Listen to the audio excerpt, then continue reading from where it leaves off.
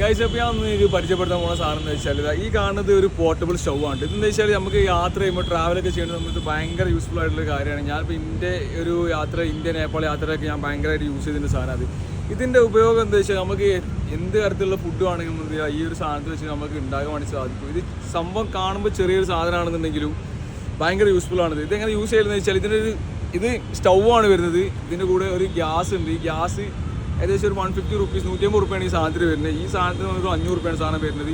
ഇത് നിങ്ങൾക്ക് വേണമെന്നുണ്ടെങ്കിൽ ഫ്ലിപ്കാർട്ടിലും അതേപോലെ ആമസോണിലും ഈ സാധനം അവൈലബിൾ ആണ്. ലിങ്ക് ആണെങ്കിൽ താഴത്ത് കൊടുക്കുക. അതിങ്ങനെ കണക്ട് ചെയ്ത് വെച്ചാൽ ഇതാണ് ഇതിൻ്റെ പോർഷൻ വരുന്നത്. ഇതാണ് ഗ്യാസ് വരുന്നത്. ഇത് നേരെ ഇതിലേക്ക് കണക്ട് ചെയ്ത് കൊടുക്കാൻ വേണ്ടി കേട്ടോ. കണക്ട് ചെയ്തിട്ട് കാണിച്ചു തരാം. അതിങ്ങനെ ലോക്കാണ് വരുന്നത്. നേരെ ഇങ്ങോട്ട് കയറ്റി കൊടുക്കുക, ഹോളിലേക്ക് ഇടുക, ലോക്ക് ചെയ്ത്. ഇപ്പോൾ ഗ്യാസിൻ്റെ സിസ്റ്റം സെറ്റപ്പായി. ഇതിപ്പോൾ ഗ്യാസാണിത്, ഇത് സ്റ്റൗ ആണിത്.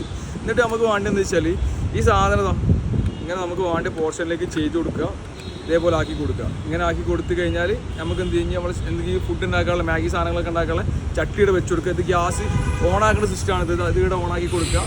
ഇവിടെ നെക്കി പ്രസ് ചെയ്ത് കൊടുത്താൽ എന്ത് ചെയ്യും, ഇത് ബേണാവും. അതായത് ഇവിടെ കത്തും സാധനം. അതാണ് ഇതിൽ സിസ്റ്റം വരുന്നത്.